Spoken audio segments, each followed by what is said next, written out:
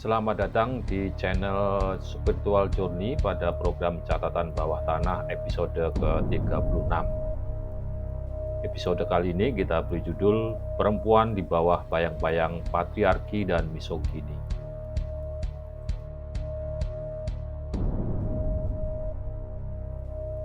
Belum lama ini kita dikejutkan oleh sebuah kabar yang sangat menyedihkan dan sekaligus memprihatinkan.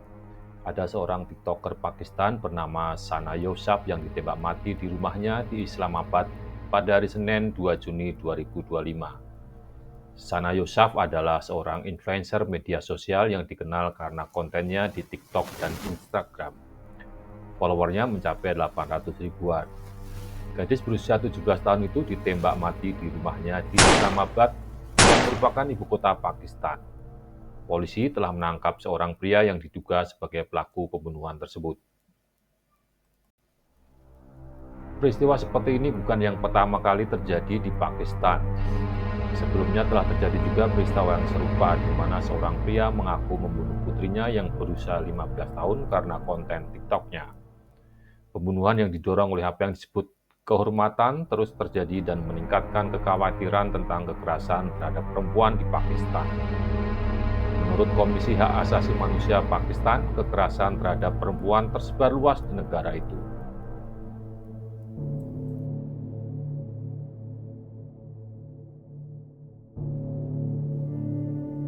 Jauh sebelumnya pada tahun 2012, Malala Yousafzai mengalami penyerangan oleh seorang pengikut Taliban karena berani menyuarakan hak pendidikan bagi anak perempuan di Pakistan. Seperti sudah kita ketahui bersama, kelompok Islam radikal Taliban melarang anak-anak perempuan di Pakistan bersekolah. Dan Malala yang saat itu berusia 15 tahun, menyuarakan haknya untuk mendapatkan pendidikan. Sehingga pada tanggal 9 Oktober 2012, Malala ditembak di kepala dan leher oleh seorang pria Taliban bersenjata di dalam bus sekolah saat ia pulang. Malala terluka parah di kepala dan diterbangkan ke Inggris untuk perawatan medis hingga sembuh dan pulih kembali. Malala tidak menyerah pada perjuangannya. Ia terus menyuarakan hak pendidikan bagi anak-anak perempuan dan menjadi simbol perlawanan terhadap ekstremisme dan perjuangan hak pendidikan anak perempuan di Pakistan. Pimpinan Taliban Adnan Rashid mengirimnya surat yang menjelaskan bahwa alasan penembakan adalah sikap kritisnya terhadap kelompok militan, bukan karena ia seorang penggiat pendidikan perempuan. Ia mengungkapkan penyesalannya atas kejadian itu tapi tidak minta maaf atas penembakan yang dialami oleh Malala. Peristiwa tersebut hanyalah contoh kecil bagaimana kaum perempuan di berbagai belahan dunia masih hidup penuh tekanan, tertindas dan menderita di bawah bayang-bayang budaya patriarki dan pemahaman misogini. Terdapat contoh menarik lainnya yang baru-baru ini terjadi di Indonesia dan ketika video ini dibuat masih menjadi perbincangan hangat di masyarakat kita. Belum lama ini dalam sebuah podcast, Menteri Kebudayaan Fadlizon membuat sebuah pernyataan yang sangat kontroversial berkenaan dengan peristiwa pemerkosaan massal terhadap perempuan etnis Tionghoa yang terjadi pada bulan Mei tahun 1998. Dalam podcast tersebut, Fadli membuat pernyataan bahwa kasus pemerkosaan massal tersebut adalah sebuah rumor yang tak berdasar dan tidak memiliki bukti-bukti hukum yang cukup kuat. Pernyataan itu dia sampaikan ketika menjawab pertanyaan mengenai masalah perkosaan massal kepada perempuan etnis Tionghoa terkait dengan rencana pemerintah melalui Kementerian Kebudayaan untuk menyusun ulang sejarah Indonesia. Jawaban ngawur dan tendensius yang diberikan oleh Fadlizon segera menyulut kemarahan besar dari berbagai pihak. Mereka mengecam keras Fadlizon atas pernyataan itu dan menuntut permintaan maaf dari yang bersangkutan. Akhirnya masyarakat membuka kembali lembaran kelam sejarah bangsa ini pada saat itu. Peristiwa mengerikan yang masih diselimuti tabir misteri dan terpendam dalam ketidaksadaran kolektif kita menyeruak kembali di ruang publik dan seperti mimpi buruk mengusik rasa kemanusiaan kita semua. Mei 1998, kerusuhan besar merebak di ibu kota Jakarta dan beberapa kota besar lainnya di Indonesia. Kerusuhan berbau rasial itu dipicu oleh peristiwa penembakan oleh aparat negara kepada para mahasiswa Universitas Trisakti yang sedang berdemo di lingkungan kampus mereka dan mengakibatkan gugurnya 4 orang mahasiswa. Sehari setelah peristiwa penembakan itu, terjadilah perusakan, penjarahan, dan pembakaran toko-toko, mal, dan rumah-rumah warga etnis Tionghoa selama beberapa hari. Dilaporkan sekitar 160 wanita Tionghoa mengalami pelecehan dan kekerasan seksual hingga pemerkosaan dan pembunuhan. Menurut beberapa saksi korban, para pelaku adalah orang-orang yang berbadan kekar dan berambut cepat. Peristiwa itu merupakan tragedi kemanusiaan yang sangat mengerikan. Tetapi dalam kaitan topik atau tema video kali ini, yang menjadi sorotan utama kita adalah pernyataan dari Fadly John dalam kapasitasnya sebagai seorang Menteri Kebudayaan yang sekaligus representasi dari pemerintahan saat ini. Ketidakpekaan Fadly John dan juga sikap diam pemerintah atas polemik itu serta-merta menyadarkan kita bahwa perempuan Indonesia masih belum bisa berharap banyak untuk bisa terbebas dari bayang-bayang budaya patriarki militeristik dan paham misogini, baik pada aspek sosial, politik, dan hukum di negara Indonesia. Selanjutnya, mari kita masuk ke inti tema kita kali ini, yaitu tentang budaya patriarki dan paham misogini. Lebih tepatnya tentang permasalahan kaum perempuan di bawah bayang-bayang patriarki dan misogini. Isu ini menjadi penting karena budaya patriarki dan paham misogini memiliki hubungan erat dengan kekerasan terhadap perempuan. Budaya ini menciptakan ketidaksetaraan gender dan norma sosial yang merugikan, yang pada akhirnya dapat memicu terjadinya kekerasan dalam berbagai bentuk. Norma-norma patriarki dan paham misogini dapat menormalisasi kekerasan terhadap perempuan, baik secara fisik maupun psikis, dengan menganggapnya sebagai hal yang wajar atau bahkan bagian dari tradisi. Patriarki membatasi ruang gerak perempuan, melemahkan posisi perempuan, serta membuat mereka lebih rentan menjadi korban kekerasan. Budaya patriarki bukan hanya sebuah sistem nilai, tetapi juga sebuah sistem yang secara langsung atau tidak langsung menciptakan dan melanggengkan kekerasan terhadap perempuan.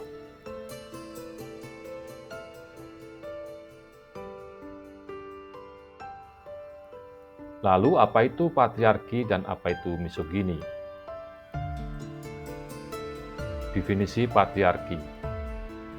Secara bahasa, patriarki berasal dari kata patriarkat, yaitu struktur yang menempatkan peran laki-laki sebagai penguasa tunggal atau sentral dari segala-galanya.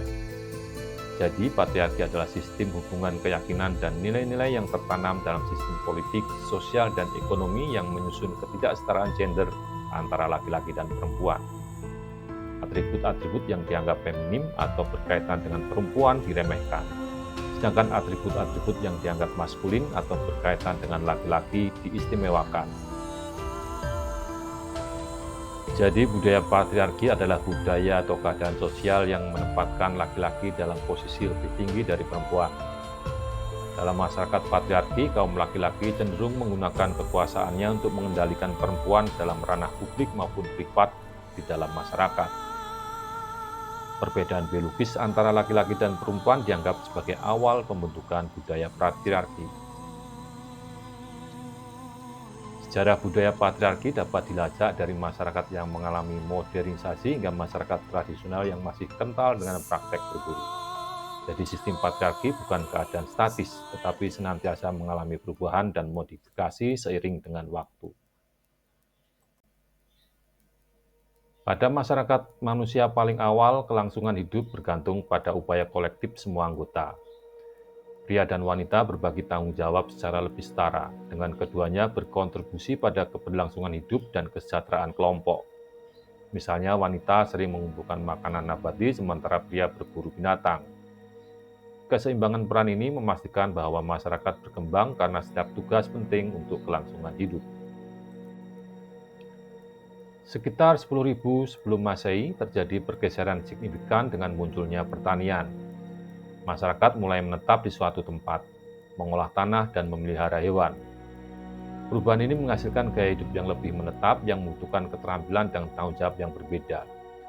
Pengelolaan tanah, sumber daya, dan produksi pangan menjadi pusat keberhasilan dan kelangsungan hidup masyarakat. Kemampuan untuk mengolah dan mengelola lahan menyebabkan akumulasi kelebihan makanan dan sumber daya. Mereka yang mengendalikan sumber daya ini memperoleh kekuasaan dan pengaruh yang signifikan.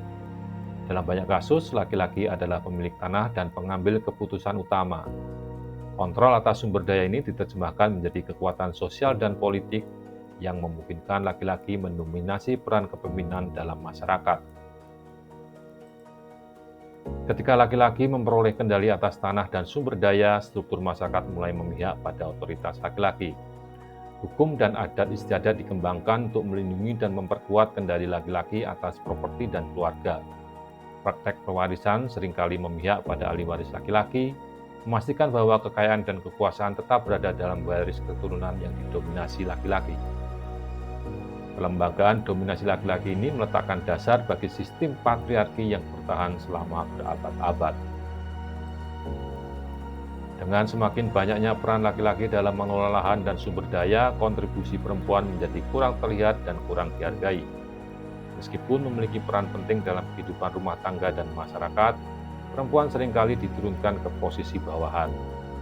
Pekerjaan mereka dianggap kurang penting dalam konteks ekonomi pertanian baru, yang menyebabkan status sosial dan pengaruh mereka terkikis secara bertahap. Masyarakat yang menganut sistem patriarki meletakkan laki-laki pada posisi dan kekuasaan yang dominan dibandingkan perempuan. Laki-laki dianggap memiliki kekuatan lebih di semua lini kehidupan dan memandang perempuan sebagai sosok yang lemah dan tidak berdaya.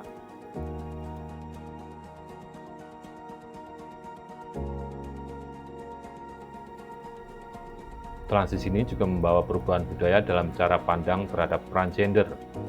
Kekuatan, kepemimpinan, dan pengambilan keputusan dikaitkan dengan maskulinitas, sementara pengasuhan, perawatan, dan tugas-tugas domestik dikaitkan dengan femininitas.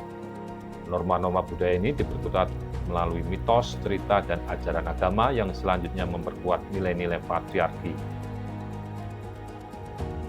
Selama abad pertengahan, sistem feodal memperkuat struktur patriarki dengan menciptakan hierarki sosial yang ketat yang menempatkan laki-laki sebagai pemimpin. Laki-laki biasanya adalah pemilik tanah yang memberi mereka kendali atas sumber daya ekonomi dan pengaruh politik. Sistem ini mendukung gagasan bahwa laki-laki adalah pelindung dan pemberi nafkah, sementara perempuan diharapkan untuk mengurus rumah tangga dan membesarkan anak-anak. Konsep ksatria yang muncul semakin memperkuat peran gender ini. Kesatria mengidealkan wanita sebagai sosok berbudi luhur dan suci, membutuhkan perlindungan laki-laki, dan memperkuat gagasan bahwa peran utama mereka bersifat pasif dan berfokus pada mendukung laki-laki. Selanjutnya, revolusi industri membawa perubahan ekonomi dan sosial besar yang mengubah masyarakat. Dengan munculnya pabrik dan produksi massal, peluang kerja baru muncul, menyebabkan banyak orang pindah dari daerah pedesaan ke kota. Bagi perempuan, periode ini membuka peluang baru di dunia kerja, khususnya di bidang tekstil dan pekerjaan manufaktur lainnya. Namun terlepas dari perubahan ini, gagasan yang berlaku masih bahwa laki-laki harus bekerja di industri dan perdagangan, sementara perempuan harus fokus pada rumah tangga dan keluarga. Pemisahan peran ini diperkuat oleh norma-norma sosial dan kebutuhan ekonomi, dengan laki-laki mendapatkan upah yang lebih tinggi dan perempuan sekali dibayar lebih rendah untuk pekerjaan yang sama. Pengaruh agama. Agama telah menjadi kekuatan penting dalam membentuk masyarakat dan norma-norma mereka, yang seringkali memperkuat struktur patriarki.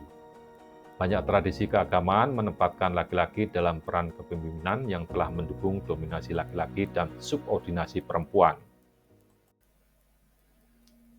Teks-teks keagamaan merupakan inti dari kepercayaan dan praktek banyak agama. Akan tetapi, teks-teks ini sering ditafsirkan dengan cara yang menguntungkan kaum pria. Misalnya dalam agama Yahudi, Taurat memiliki bagian-bagian yang menyatakan bahwa pria harus memiliki otoritas atas wanita. Kisah Adam dan Hawa umumnya digunakan untuk membenarkan hal ini, yang menyiratkan bahwa karena penciptaan Hawa berasal dari tulang rusuk Adam, wanita menjadi hal yang kedua setelah pria. Dalam agama Kristen, Alkitab memuat bagian-bagian yang mendukung gagasan bahwa wanita harus tunduk kepada pria. Surat-surat Paulus dalam Perjanjian Baru memerintahkan wanita untuk berdiam diri di gereja dan menaati suami mereka, yang memperkuat kepemimpinan pria dalam komunitas Kristen. Demikian pula dalam agama Islam. Al-Quran dan hadis ditafsirkan memberi laki-laki lebih banyak kewenangan. Hukum Islam tradisional sering menempatkan laki-laki dalam peran dominan dengan bagian-bagian membahas tentang warisan, kesaksian, dan perwalian yang lebih memihak laki-laki.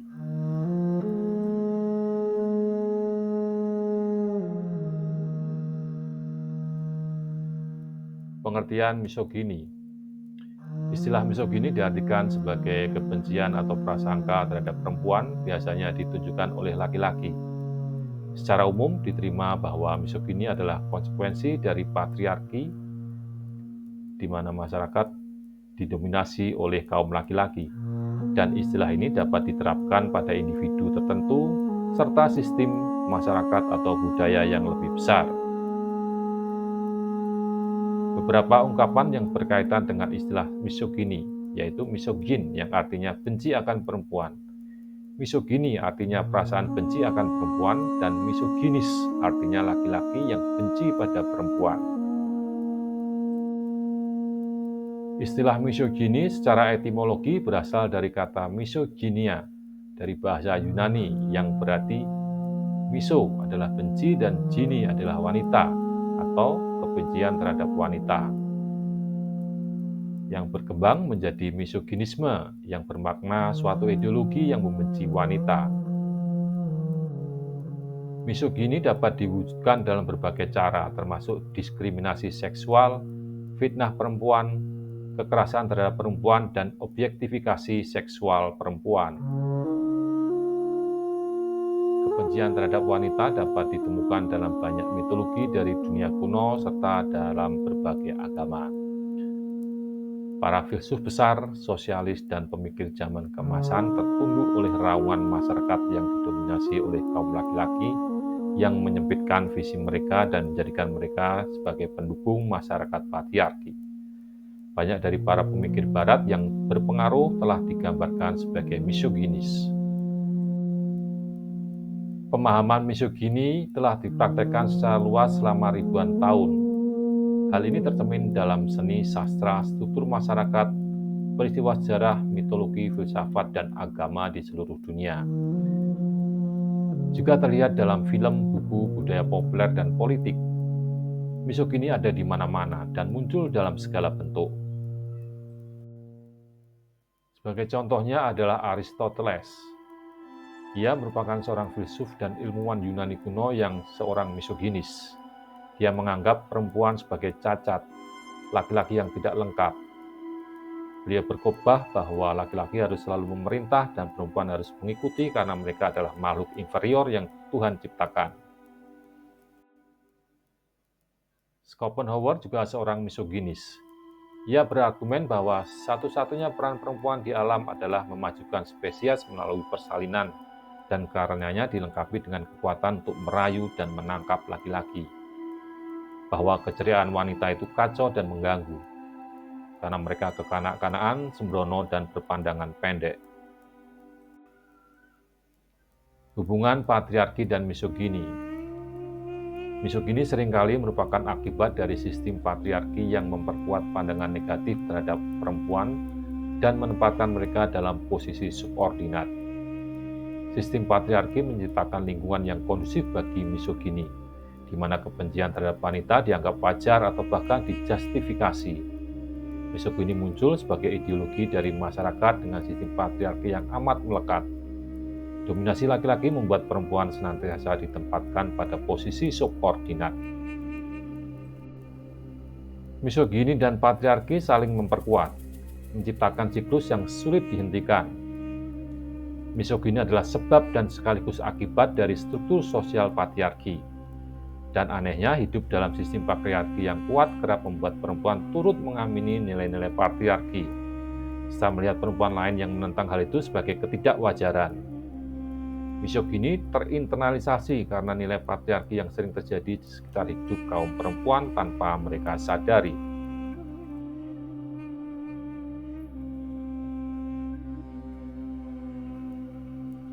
Seperti sudah kita ketahui bahwa di dalam budaya, di berbagai tempat, hubungan-hubungan tertentu laki-laki dan perempuan dikonstruksi oleh mitos. Mitos-mitos tersebut cenderung mengesankan perempuan sebagai the second creation dan the second sex. Pengaruh mitos-mitos tersebut mengendap di bawah sadar perempuan sekian lama sehingga perempuan menerima kenyataan dirinya sebagai subordinasi laki-laki dan tidak layak sejajar dengannya. Dalam sebuah buku yang berjudul Misogyny in the World Oldest Prejudice karya Jack Holland, dikatakan bahwa misogini pada kisah perjanjian lama tentang kejatuhan manusia dalam kitab Kejadian. Holland mencirikan kejatuhan manusia sebagai mitos yang menyalahkan perempuan untuk penyakit dan penderitaan umat manusia. Dan mitos-mitos perempuan memang agak rumit dipecahkan ketika bersinggungan dengan persoalan-persoalan agama. Jika suatu mitos dituangkan ke dalam bahasa agama, maka pengaruhnya akan bertambah kuat, karena kitab suci bagi para pemeluknya adalah bukan mitos, tetapi bersumber dari Tuhan. Sejumlah mitos tidak dapat ditolak karena sudah menjadi bagian dari kepercayaan berbagai agama.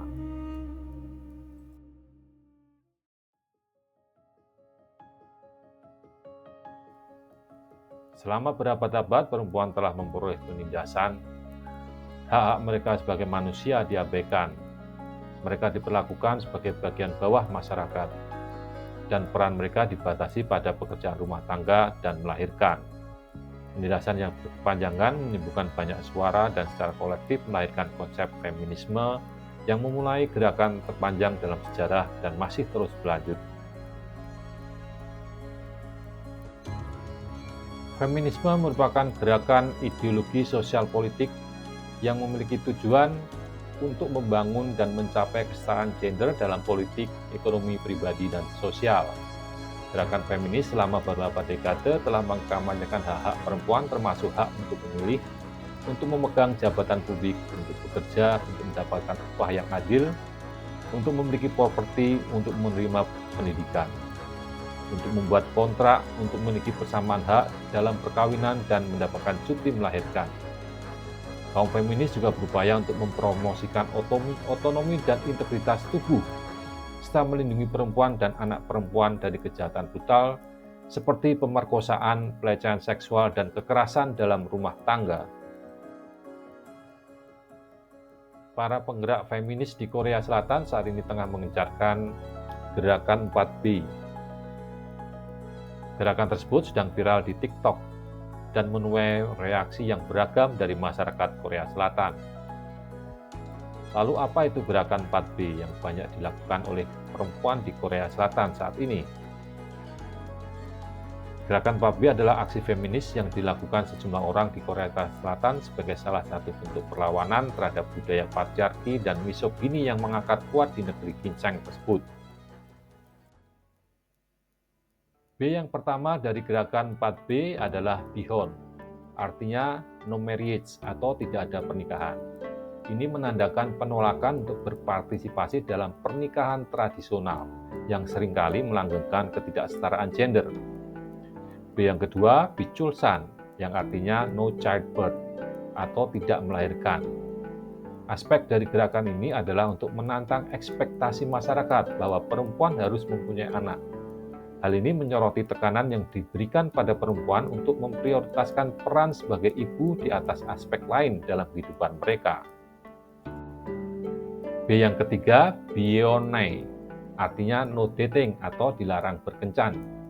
Dengan menolak hubungan romantis, gerakan 4B bertujuan untuk membongkar norma dan ekspektasi gender yang berbahaya terkait dengan kencan atau pacaran. B yang keempat, Bisexual, artinya no sex atau tidak ada seks. Aspek ini menentang objektifikasi perempuan dan mendobrak gagasan bahwa tubuh mereka ada semata-mata untuk kesenangan laki-laki saja. Kemudian bagaimana dengan Indonesia? Di Indonesia, patriarki dan misogini juga dapat ditemukan dalam berbagai aspek kehidupan. Beberapa faktor yang mempengaruhi misogini di Indonesia meliputi yang pertama, norma sosial dan budaya. Beberapa norma sosial dan budaya di Indonesia masih menempatkan perempuan pada posisi yang lebih rendah dibandingkan laki-laki. Yang kedua, faktor stereotip gender. Stereotip yang menganggap perempuan sebagai lemah atau kurang berkompeten dapat menghambat kesempatan perempuan dalam bidang pendidikan dan pekerjaan. Faktor ketiga adalah kekerasan berbasis gender. Kekerasan domestik dan pelecehan seksual adalah masalah serius di Indonesia. Meskipun ada undang-undang yang melindungi perempuan, namun penegakan hukumnya masih seringkali tidak memadai. Bentuk perilaku misoginis yang paling banyak dialami ialah dipandang rendah, lalu diperlakukan secara kasar, secara verbal, atau kalimat yang dilontarkan secara langsung. Adapun penghinaan yang didapat perempuan seperti labeleng, sampah, pelacur, status janda, kemampuan yang direndahkan karena berstatus ibu rumah tangga, atau body shaming, pelecehan seksual dari teman pria yang dilakukan lewat candaan atau catcalling, sehingga penampilan yang kerap dijadikan alasan untuk membatasi aktivitas perempuan, make up, cara berpakaian, dan lain sebagainya. Budaya patriarki dan paham misogini adalah fenomena yang kompleks yang mencakup berbagai bentuk kebencian dan diskriminasi terhadap perempuan. Upaya untuk mengatasi permasalahan tersebut memerlukan pendekatan multidimensional, termasuk pendidikan, reformasi hukum, dan pemberdayaan perempuan. Dengan langkah-langkah ini diharapkan kesetaraan gender dapat tercapai dan misogini dapat dikurangi secara signifikan.